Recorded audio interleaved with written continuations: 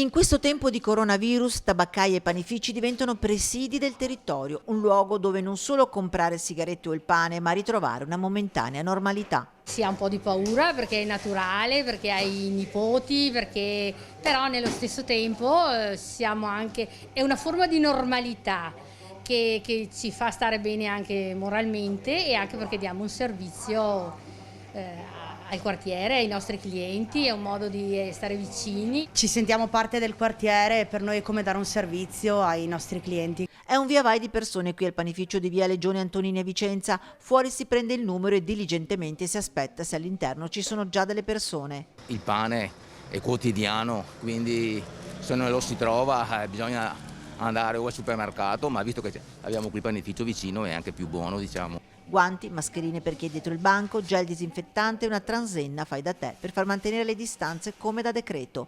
Ci si attrezza per riuscire a mantenere il servizio e magari si trovano anche soluzioni alternative. Abbiamo offerto la possibilità che magari ci telefonano, prepariamo tutte le spese in modo che la cosa sia più veloce. Quindi semplicemente entrano, ci dicono il nome e ritirano la spesa.